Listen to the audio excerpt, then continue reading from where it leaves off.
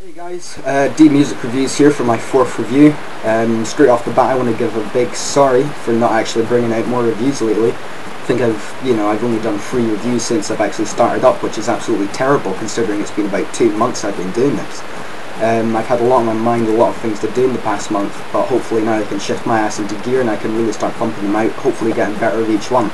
I'll let you be the judge of that, I can't really say.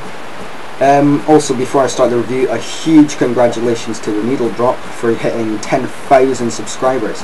I think everybody who's subscribed to me and anybody who will subscribe to me has heard of him. But I'll leave his YouTube in my description box. Absolutely huge congratulations to him. That's absolutely phenomenal. Anyway, the album I'm going to be reviewing today is Kamelot's 9th album. I think it's their 9th release anyway, which is Poetry for the Poison. If you don't know anything about Kamelot, which is quite surprising if you don't, they are a power metal band originating from the United States.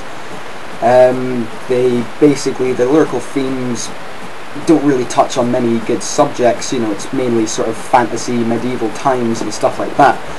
Although they do sometimes get some serious songs in, usually very emotional songs at the same time.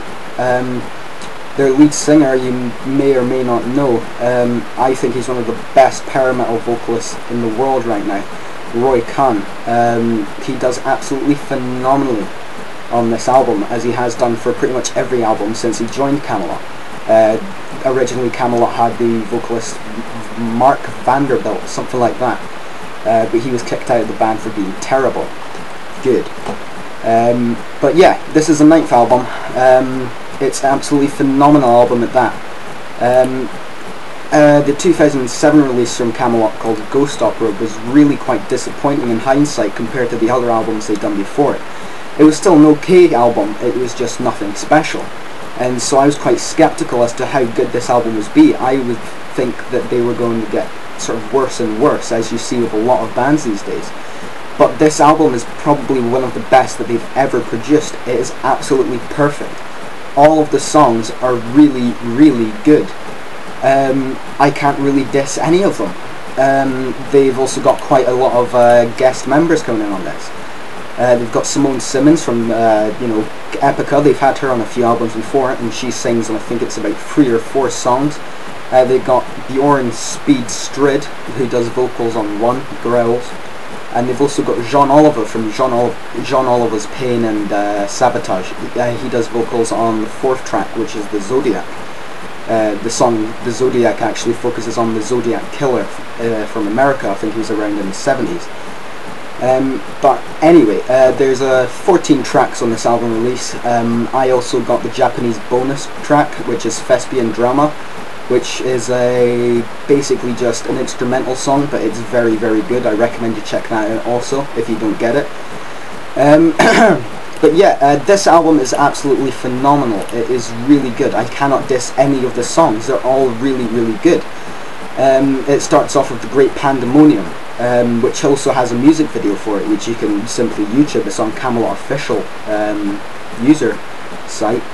And it's an absolutely fantastic starter, really gets you in the mood for the album and really sort of sets the tone for the album, compared to 2 of the other, or in fact most of the other albums that this group has produced, mainly focusing on Karma, Epica and the Black Halo. This is really quite a sort of darker and heavier album, but that is not to say it's going to be any worse than those albums. The album is really good.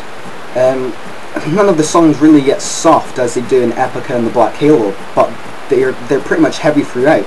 They're quite dark, they're quite sinister, and they have quite dark themes, but they are still absolutely fantastic songs.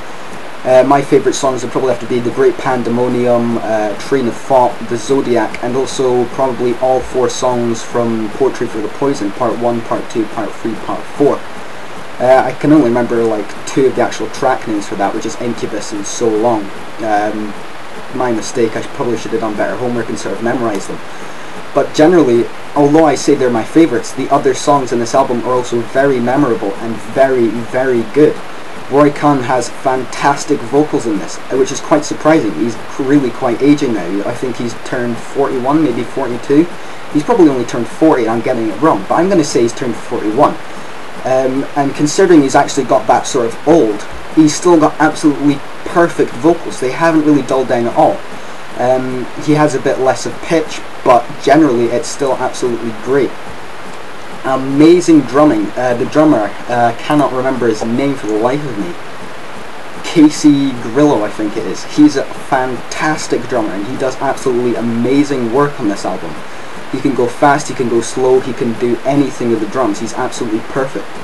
A guitarist you probably would know, Thomas Youngblood, also does absolutely fantastically on this album. He's a really, really good guitarist, and somebody you should really check out. He produces absolutely fantastic work. He's really one of the top guitarists in my opinion.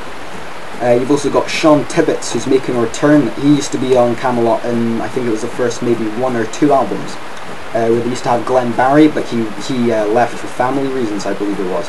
So they brought Sean Tibbets back in, and he does absolutely fine work. He's a fine bass player. And also Oliver Patoli, or no, it's not Oliver Patoli, what am I thinking of? Oliver something, who does keyboards. I'll check out his name later on. You know, he's a really good keyboardist. I'll say that's a real term too. But generally he does absolutely fine work.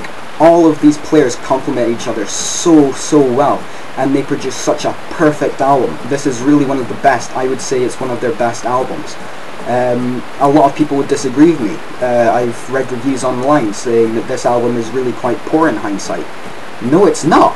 It's absolutely great, and I don't know why people diss it so much, because I really think that this is a phenomenal album, and one that you should definitely check out.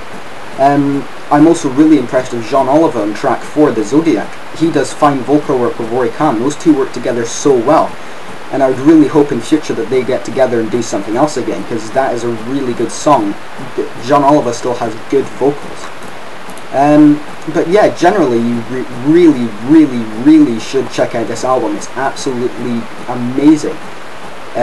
You may not enjoy it, you might, but regardless, I think it's absolutely great, and it's definitely one you should check out. It definitely gets in my top 10, probably, you know, my 2nd or 3rd best album. And so yeah, I've pretty much rushed through this review. I've got to go out in a minute, but check out the album. It's absolutely perfect. I'll upload it onto my Indestructible D account so you can check it out if you want. Thanks for watching the review, and I'll probably bring out an Anubis Gate review, hopefully tomorrow if not the day after. But anyway, thanks for checking out the review. If you want to talk to me about anything, just send me a PM or send a comment, and we'll get chatting. So yeah, thanks for watching, guys.